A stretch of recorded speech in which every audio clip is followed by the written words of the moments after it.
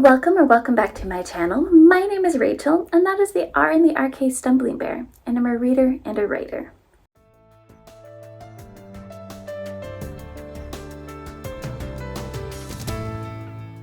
And I am back because I have finished off some more of the HRCYED 2.0 challenges. Said I'd come back as I finish things.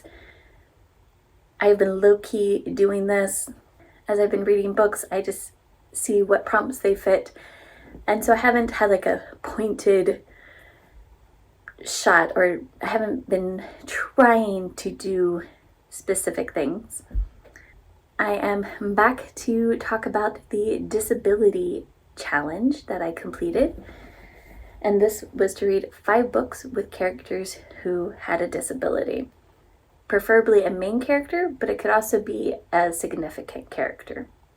So the first book I finished for this was Yours Truly, and the main character, male, has social anxiety, which does affect him socializing and friends, and even how he relates to his family in some cases, though it seems like he is able to compartmentalize and focus on work to the most part. And with Abby Jimenez, both of her main characters have things going on, and they both have to accommodate one another. And it was nice to see how even someone with social anxiety can work in a relationship with somebody who also has trauma. The second book I read that works for this is The Strength of the Few by James Islington. If you have not read the first book, you might want to jump ahead because where I'm going to start with this, it kind of spoils the ending of the first book. You've been warned. Now we're going to go on. So in this book, we are following Vis in 3 timelines. Well, not so much timelines, because the time is happening concurrent, but in 3 worlds. And in 2 of the worlds, he has lost his arm. And in both of those 2 worlds, he has to navigate very differently.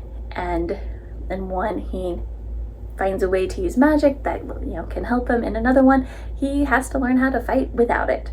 So very real complications are afoot because of that lost arm. The third book I read that fits this is Feed by Mary Grant. The main character, Georgia, has a severe eye disease called Ka retinal, and this is linked with the zombies. In it means she's extremely light sensitive, and her eyes flag that she has the zombie disease. She's sick, even though she's not actively a zombie. So it does affect her life in many ways. If she doesn't have her sunglasses on, she can't function. She has to have special lighting in her room, use special equipment. And in a world where zombies exist and everybody wants to do eye scans in order to verify you're not a zombie, that really sucks. Always having to take off your glasses and be blinded. Yeah, so in this case, this eye disease, it does make a disability for the character. And fun fact, I have glasses and I'm nearsighted, terribly so, but that is not considered a disability because with glasses it is corrected.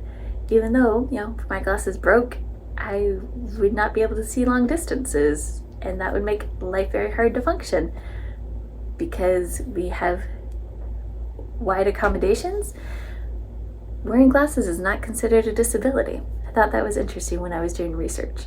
So the next book I read that works for this is Sunbringer by Hannah Kaner, and this is the second book in the series.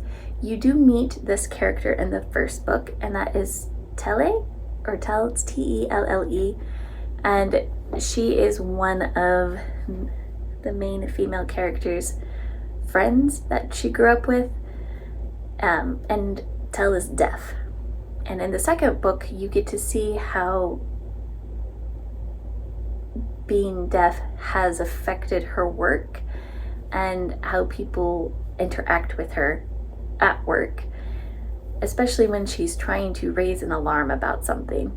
And it is a plot point of that second book, significantly enough so that I felt it works for this. And the last book I read that finishes off this challenge is Catabasis by R.F. Kuang. And this is going to be a mild spoiler. It's something that affects one of the characters, but you don't find out what's happening or about it until more like the midpoint of the book. So if you haven't read this and don't want the spoiler, you've been warned. Okay, and the character is doesn't have a point of view. It's Peter Murdoch, the rival love interest, other PhD student who decides to go with Alice to hell, has Crohn's disease. And it talks about how this has affected him off and on throughout his life. And when he got to this program, PhD program, how it was affecting him specifically, and it did affect his relationship with Alice, because Alice was thinking something else, because nobody knew that he has Crohn's disease at this time. So that is why this works, and that challenge is complete. And I will see you shortly, because I have completed a few others, and I'm going to be filming them right after this. But if you have read any of these books, I'd love to know what your opinions of them are.